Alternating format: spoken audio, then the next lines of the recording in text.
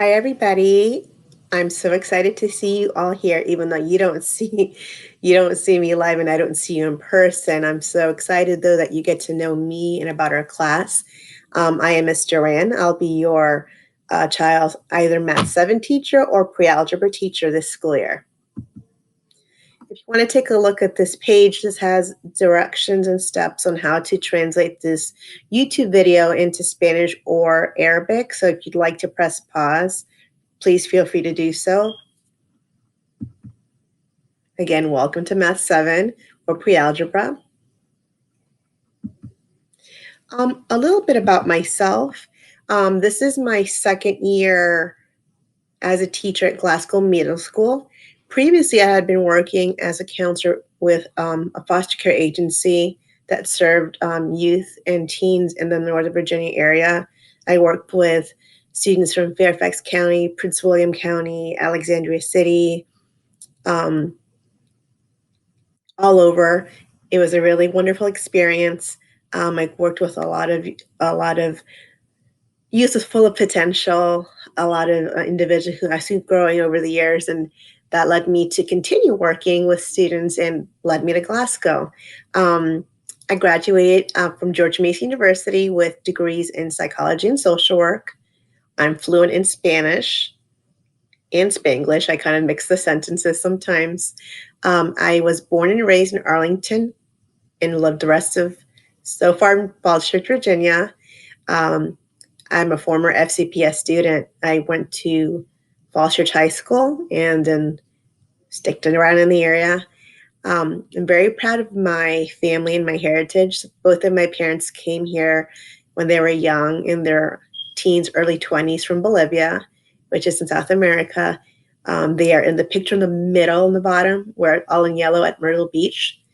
They worked very hard and they instill in me that we are here. We came to this, well, I was born here, but they came to this country for a better future for my family, and that there was no excuse to not succeed, that we had to try, if not ask for help, and keep trying until we perfected and achieved what we needed to achieve. So that's a motto that sticks with me very presently in my heart, and I like to exchange those ideas with my students as well. Nothing's impossible as long as you try. Um, the picture on the bottom left is my family. When I got married, we were on the boat that's now extinct, the Dandy, in Old Town Alexandria. Picture of myself in Bolivia down there. It's right in La Paz. My grandmother, Abuelita Rosa, Abuelita's grandmother in Spanish, who I admire greatly, who came here the day before I was born and really, really instill in me the importance of work, of respect, and not trying. She studied until she was 85 years old. She was going to school at James Lee, learning English, learning computer. So if she can do it, and she showed me to the end that she was a tough warrior, I believe that I can do it as well.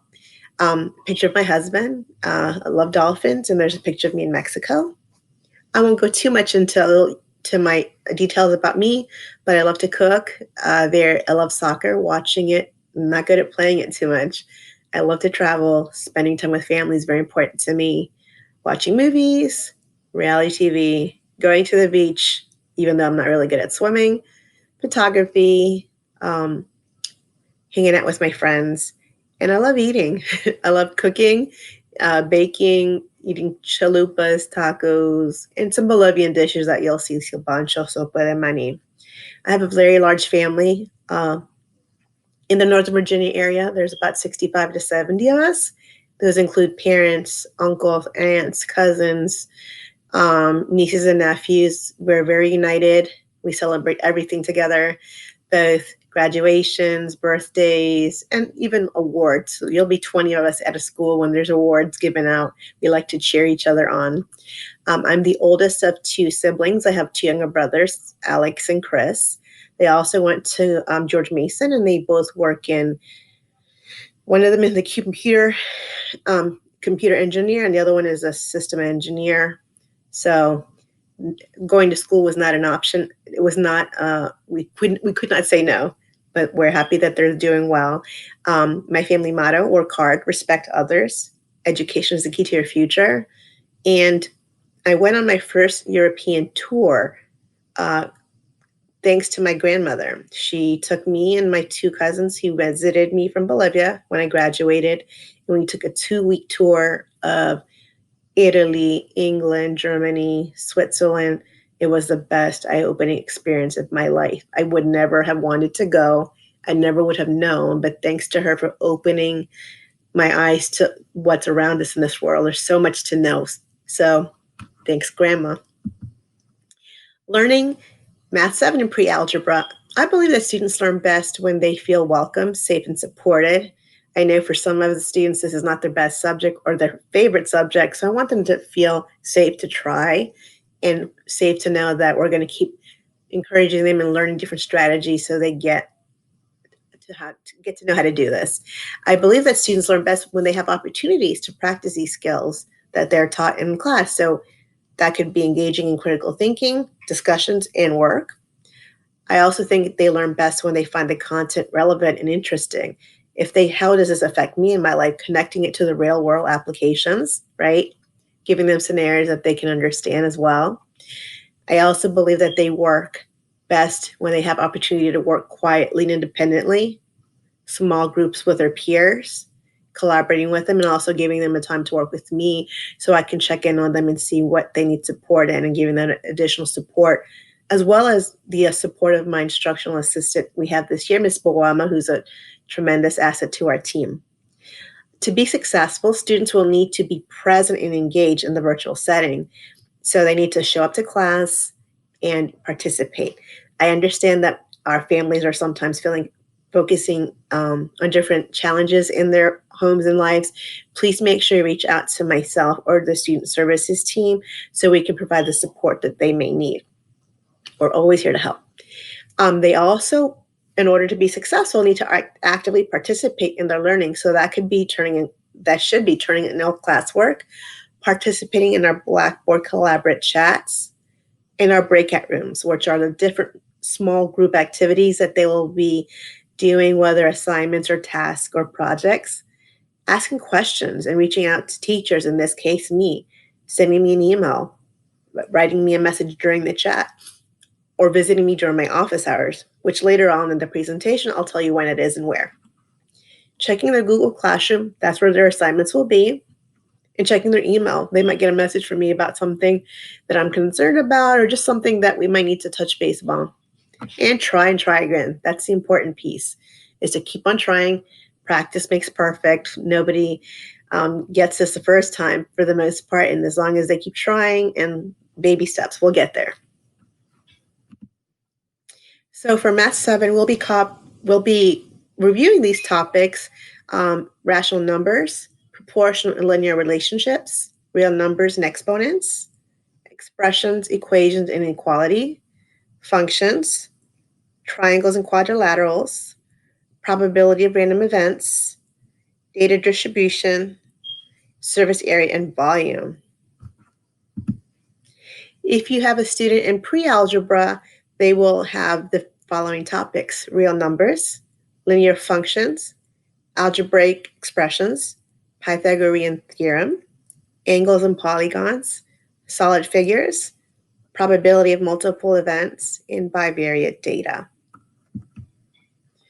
Grading assessment. So for this school year, we're going to be grading the students on what you call formative assessments. So those are checks for understanding during the learning process. Those typically happen at the end of the day. So whenever we've done a lesson, the student will actually have a small type of assessment. So it could be a Google exit ticket through Google Form. It could be a Google slide. It could be a classwork activity that just shows us where they are in that particular topic, and seeing where we need to go to support them in the future. They also will be graded through summative assessments. Those are our big tests, right? Usually at the end of a unit.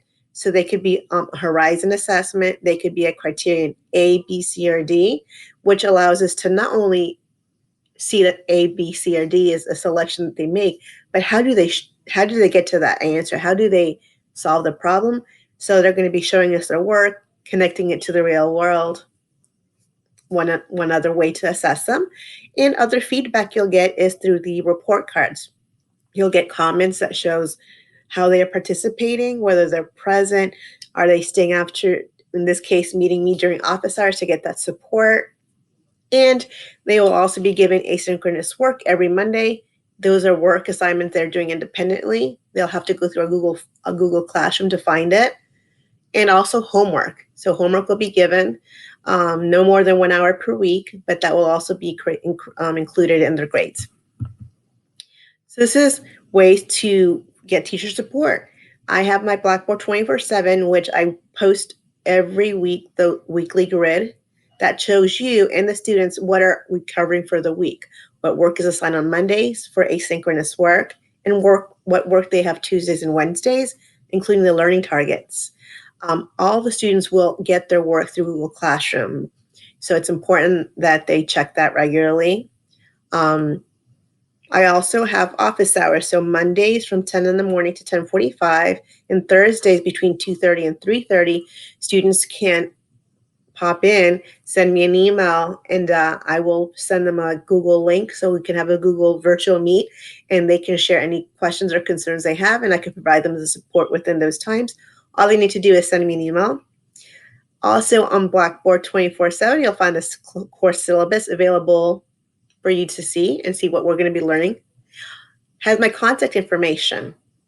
On the very bottom, you also see my emails. I primarily check the fcps.edu email, but I also will check the other one as well.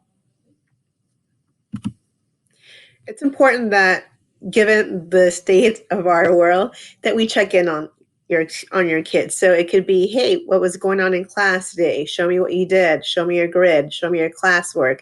Believe it or not, some of these kids may say, I don't really want to share, but it's important to show that, right? To let them know I'm here, I see you, you're present. Check in on, what do you have to do for work? What do you need to complete? Let's look at the grid together. You also will find embedded in the 24/7 Blackboard a link to our Google Classroom. While you may not see necessarily the work that they do, you will see the assignments that are due. So that's a helpful check for you. If they tell you, I got nothing to do, mom and pops, it's a good thing to check it, and you'll see. Supplies, pencils and pens. It's always good to have a notebook with them. So if they want to take things down, write a note, or solve problems, it's helpful. Most of our work is obviously virtually, but I am so ancient. I always have papers and pencils with me. I just function better that way. They should have their agenda with them as well. Like I said, notebook or loose leaf paper, but it's preferable to have it organized, binder, notebook, and have their computer. They will have a calculator online through Desmos, so they won't need any physical calculators, but that calculator will be linked into their lessons. Well, it was so nice meeting you. I hope that we get to the building at some point or another when it's deemed safe to do so. But in the meantime, please keep safe. I am so looking forward to your students. I'm always available by email in any way I can support you and your family. Have a good rest of your day or evening or morning, and we'll be keeping in touch. Have a good evening.